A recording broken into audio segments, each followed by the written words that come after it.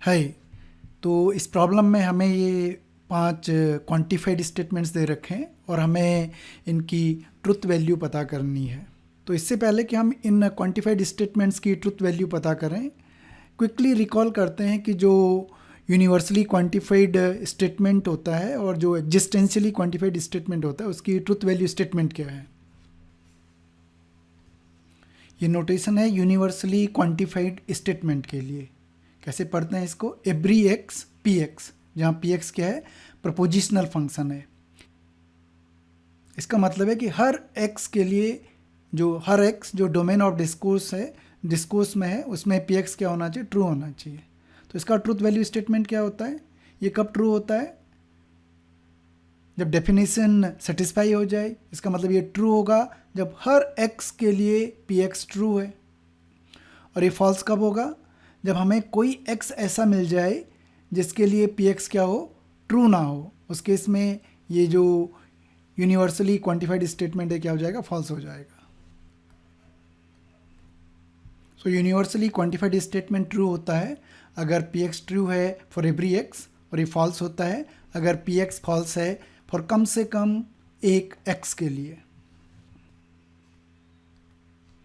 ये नोटेशन है existentially quantified statement के लिए, और हम इसको पढ़ते हैं there exist x P x, मतलब कम से कम एक एक्स ऐसा होना चाहिए जिसके लिए पी एक्स क्या है, ट्रू है।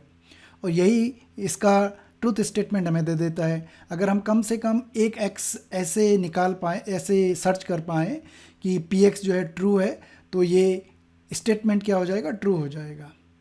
और अगर ऐसा एक भी एक्स डोमेन ऑफ डिस्कोर्स में हमें ना मिल पाए जिसके लिए पी एक्स ट्रू है, मतलब सारे एक्सेस के लिए पी एक्स क्या है, फॉल्स है, उस केस में ये जो स्टेटमेंट है एग्जिस्टेंशियली क्वांटिफाइड स्टेटमेंट है, क्या हो जाएगा, फॉल्स हो जाएगा। सो एग्जिस्टेंशियली क्वांटिफाइड स्टेटमेंट ट्रू होता है अगर पी एक्स ट्रू है कम से कम एक एक्स के लिए, और ये फॉल्स होता है अगर पी एक्स फॉल्स है एवरी एक्स के लिए। नाउ जब भी हमें इन क्वांटिफाइड स्टेटमेंट्स की ट्रुथ वैल्यू मालूम करनी है किसी प्रॉब्लम में, तो अगर वो यूनिवर्सली क्वांटिफाइड स्टेटमेंट है तो हम हमेशा ट्राई करते हैं, पहले ये चेक करते हैं कि कहीं फॉल्स तो नहीं है, क्योंकि फॉल्स प्रूव करने के लिए मुझे सिर्फ एक सिंगल एक्स चाहिए होगा।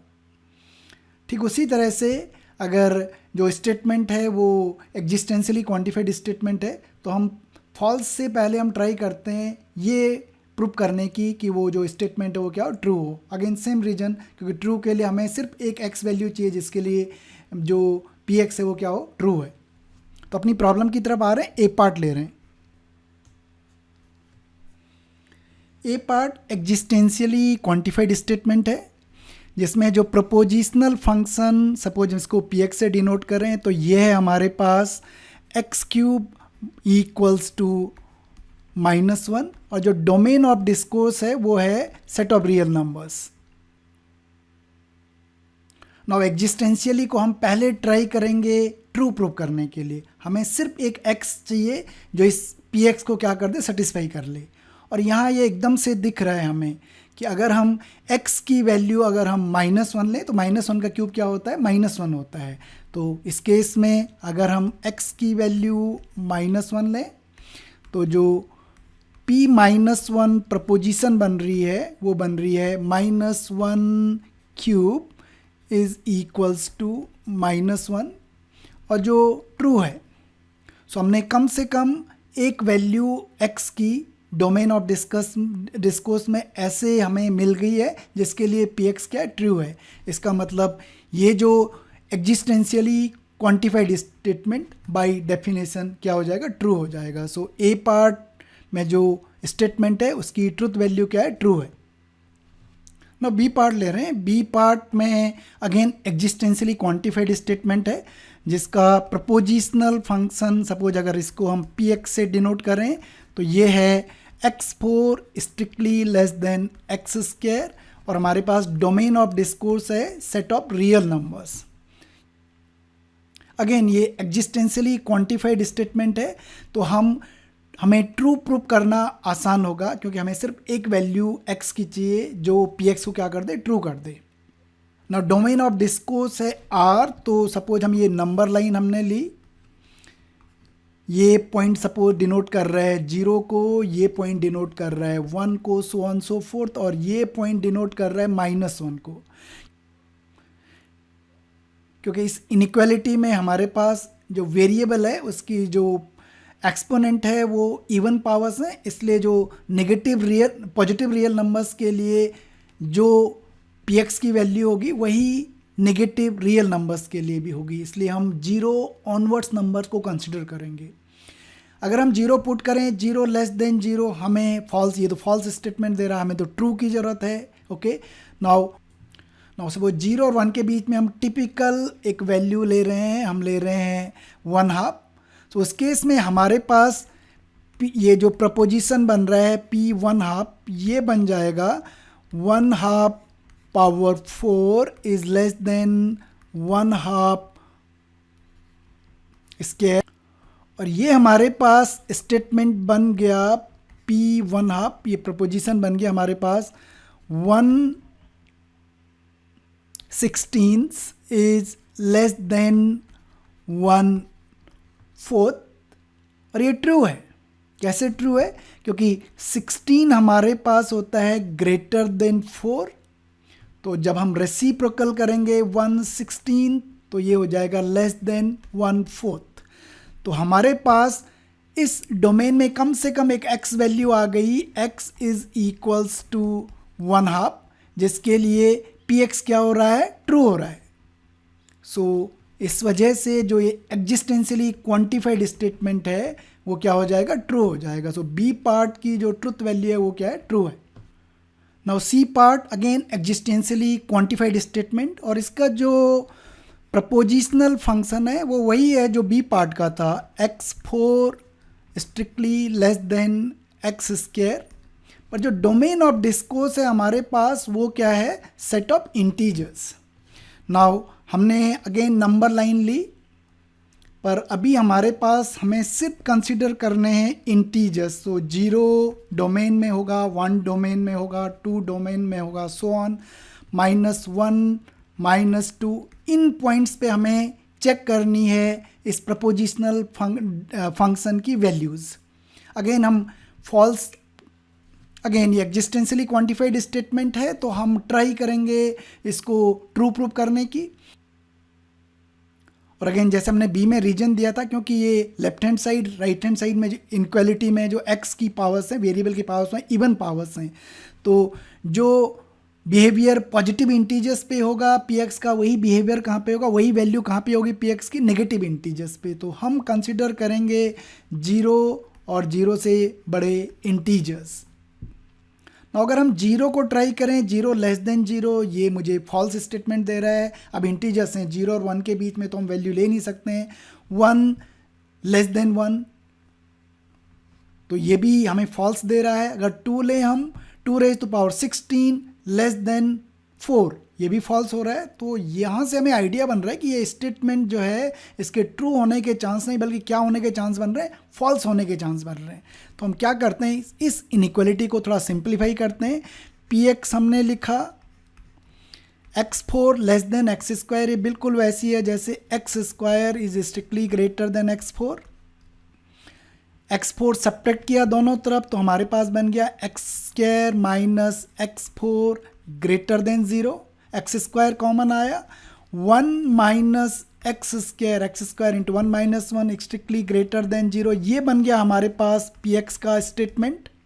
जो क्रिटिकल पॉइंट्स हैं यहाँ पे नंबर लाइन पे, जो क्रिटिकल पॉइंट्स हैं वो एक पॉइंट है 0, दूसरा है 1 और तीसरा क्या है? -1। अगर इसको हम सिंप्लीफाई करें, यानी इन पॉइंट्स पे px की वैल्यू, ये जो ये लेफ्ट हैंड साइड उसकी वैल्यू क्या हो जाएगी? 0 हो जाएगी। सो अगर हम p0 देखें, p0 statement 0 greater than 0 false आ रहा है। p1 पे हम देखें, अगेन 0 ग्रेटर देन 0 फॉल्स आ रहा है। p अगर हम -1 पे देखें तो ये -1 -1 ये 0 बना देगा, 0 ग्रेटर देन 0 ये फॉल्स स्टेटमेंट है। x ग्रेटर देन 1, अब हम फॉल्स प्रूव करने के लिए उस डायरेक्शन में बढ़ रहे हैं। तो उन सब पॉजिटिव x की वो सब इंटीजर्स जो 1 से बड़े हैं उस केस में जो पी एक्स का साइन, ये तो हमारे पास पॉजिटिव साइन होगा एक्स स्क्वायर का, और यहाँ पे एक्स स्क्वायर 1 से बड़ा होगा। ओके, सो 1 माइनस एक्स स्क्वायर का जो साइन होगा वो क्या होगा, नेगेटिव होगा। Positive into negative greater than zero. Now positive into negative क्या होता है, negative. So negative value greater than zero, जब भी हम एक्स ग्रेटर देन 1 लेंगे तो पी एक्स में ये हमारा जो इनइक्वालिटी है ये बन रही है नेगेटिव ग्रेटर देन जीरो, जो कि फॉल्स है। एक्स ग्रेटर देन 1 के लिए हमने प्रूव कर लिया है कि पी एक्स हमेशा क्या होगा, फॉल्स होगा। सिमिलरली अगर हम एक्स लेस देन -1 लें इन इंटीजर्स, सो हमारे पास पी एक्स अगेन -1 का स्क्वायर, ये पॉजिटिव वैल्यू होगी। 1 माइनस -1 का स्क्वायर -1 से बड़ी वैल्यू, ये हमेशा x square 1 minus x square negative value होगी स्क्वायर की वजह से।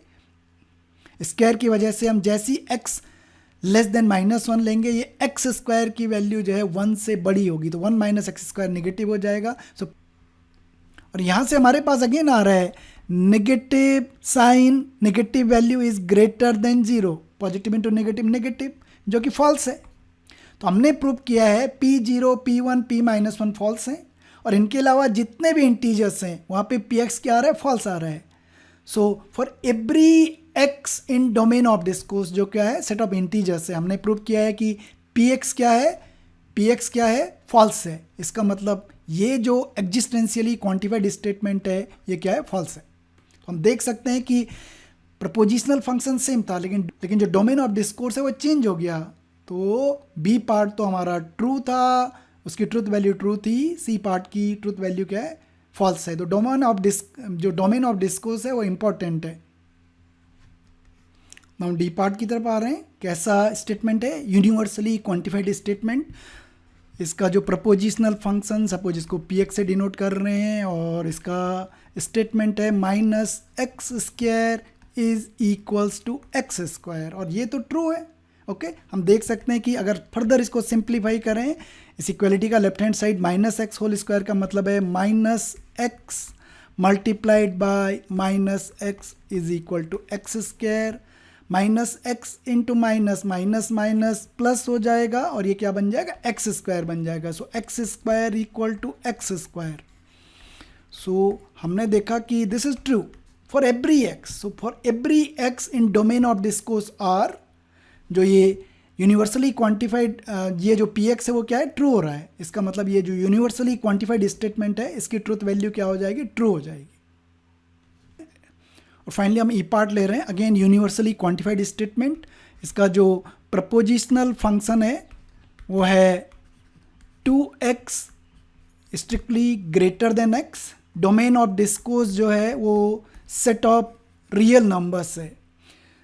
सो यहाँ पे इनइक्वालिटी उतनी ऑब्वियस नहीं है, पर हम यूनिवर्सली क्वांटिफाइड हमेशा पहले ट्राई करेंगे क्या प्रूव करने का, फॉल्स प्रूव करने का। सो क्योंकि हमें सिर्फ एक वैल्यू चाहिए, और यहाँ चीज़ें बहुत आसान हो रही हैं क्योंकि स्ट्रिक्ट इनइक्वालिटी है ये। अगर हम x 0 लें तो हमारे पास जो प्रपोजिशन P0 है वो बन रहा है 0 ग्रेटर देन 0, 2 मल्टीप्लाइड बाई 0 0, जो कि फॉल्स है। तो हमने हमने x की कम से कम एक वैल्यू के लिए प्रूव किया कि px क्या हो रहा है, फॉल्स हो रहा है। सो ये जो यूनिवर्सली क्वांटिफाइड स्टेटमेंट है ये इसकी ट्रुथ वैल्यू बाय डेफिनेशन क्या हो जाएगी, फॉल्स हो जाएगी। सो ई पार्ट फॉल्स। सो जो ई पार्ट है यूनिवर्सली क्वांटिफाइड स्टेटमेंट, इसकी जो ट्रुथ वैल्यू है वो क्या हो जाएगी, फॉल्स हो जाएगी। नाउ हमने इस वीडियो और इससे पिछले वाले वीडियो में क्वांटिफाइड स्टेटमेंट्स की ट्रुथ वैल्यू कैसे निकालें, इसको लेके हमने 2 प्रॉब्लम्स करी। अगर ये दोनों वीडियोस का कंटेंट आपकी समझ में आया तो आप इस पोजीशन में है कि ये प्रैक्टिस प्रॉब्लम्स जो हैं सॉल्व कर पाएंगे। वीडियो को पॉज कीजिए, इन प्रॉब्लम्स को सॉल्व कीजिए, और अपने आंसर्स को इस वीडियो के कमेंट सेक्शन में लिखिए। और अगर ये वीडियो आपको पसंद आए तो मैथ्स एटसेट्रा को सब्सक्राइब कीजिए। Thank you.